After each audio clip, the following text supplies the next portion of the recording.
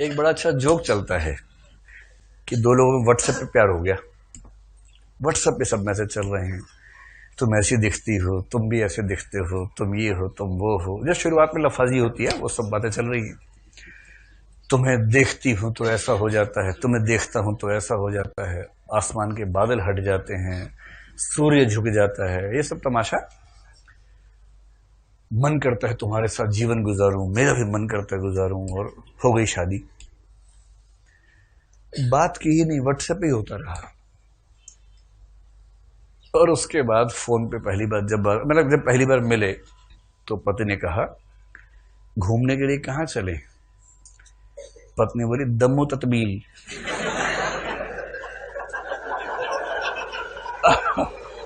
WhatsApp WhatsApp joke है।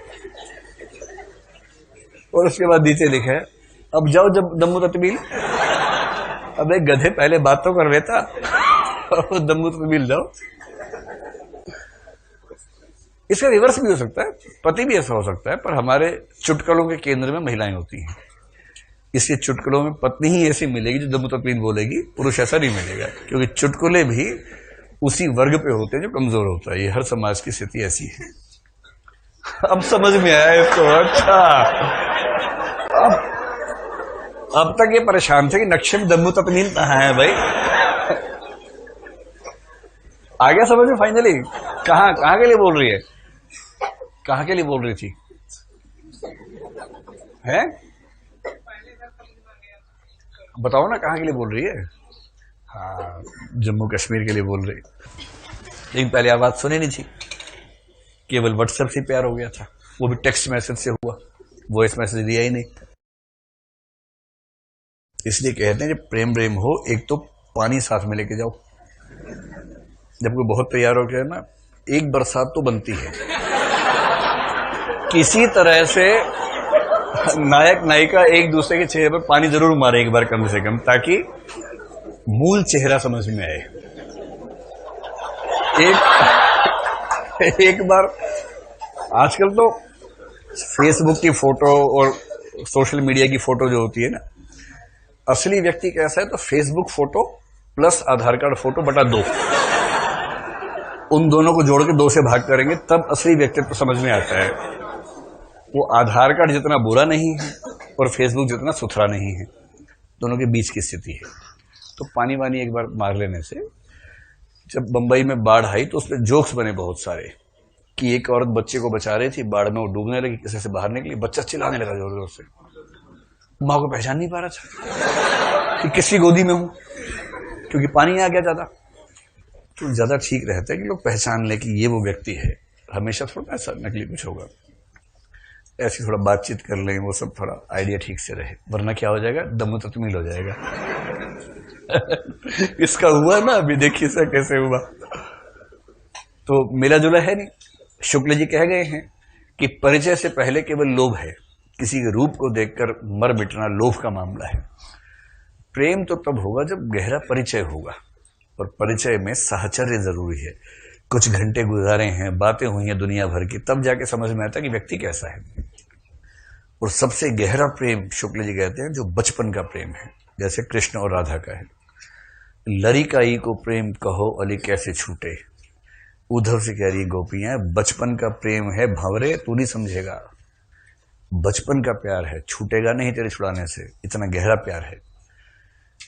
अब ये भाई साहब ने चेहरा देखा, एक आधा पानी लेके आ गई होगी, एक बार चाय पिला दी होगी, उसको लग रहा है बस बस बस यही जीवन साथी चाहिए।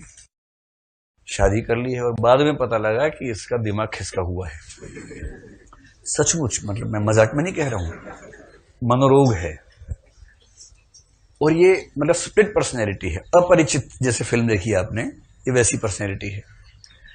पति पत्नी के पास गया तो बोली, खबरदार जो मुझे छुआ तो मैं सती हूं। हे भगवान, ये क्या क्या मामला, नाश कर दूंगी तुम्हारा, खून पी। वो डर गया भाई, पूजा करने लगा उसकी कि अच्छा मैं जाता हूं, तुम आराम से आ रहा हूं देवी जी। चला गया दूसरे कमरे में, फिर वहां गई, क्या मैं विधवा हूं, तुम मेरे कमरे में क्यों नहीं आते हो? तो कह रहे मैं क्या करूं, समझ में नहीं आ रहा। वहां जा रहा हूं तो सती है, ये तलवार न घोप दे मेरे कि तुम एक सती स्त्री को छेड़ने आए हो, तलवार मार दी। अब ये डर भी है, चाकू वाकू ना मार दे, घर में चाकू रहता ही है। वहां जाए तो कह रही क्या मैं विधवा हूं। तुझे बेचारा बड़ा परेशान है, मैं क्या करूं। और इसको लग रहा है कि पहले वाला ज्यादा ठीक था, इससे तो कम से कम ये नौबत तो नहीं आ रही थी।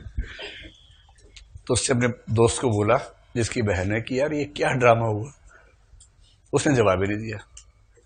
मेला तो बोले तो आपकी पत्नी है, अब आपका मामला है, हम तो बीच में आएंगे ही नहीं, तो पति पत्नी का आपसी मामला है।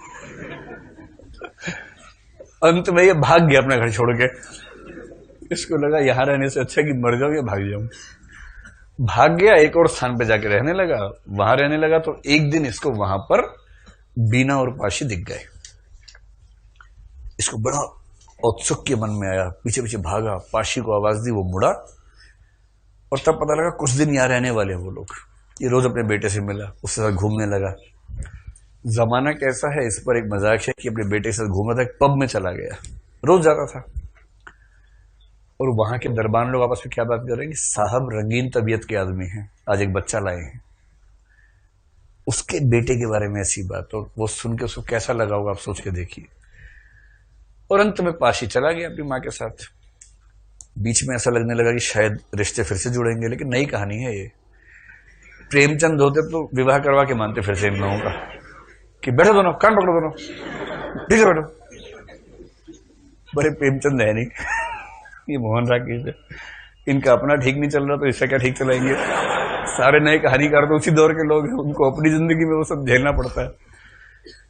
तो अंत वही, वो चला गया, पत्नी चली गई और ये अंत में अकेला घूम रहा है। बरसात जैसा मौसम है और साथ में एक छोटा सा कुत्ता घूम रहा है। भाव ये है कि इसकी जिंदगी, परिवार विहीन जिंदगी, अकेली जिंदगी और सड़क पर घूमते हुए कुत्ते की जिंदगी, इसमें कोई खास अंतर है नहीं, एक जैसी जिंदगी है। और सारा दर्द किस बात का है कि जिंदगी एक ही है, उसी में प्रयोग करने हैं और प्रयोग तो विफल होने का खतरा हमेशा है। और कितने प्रयोग करे आदमी, 2 प्रयोग कर लिए, 2 कम होते हैं।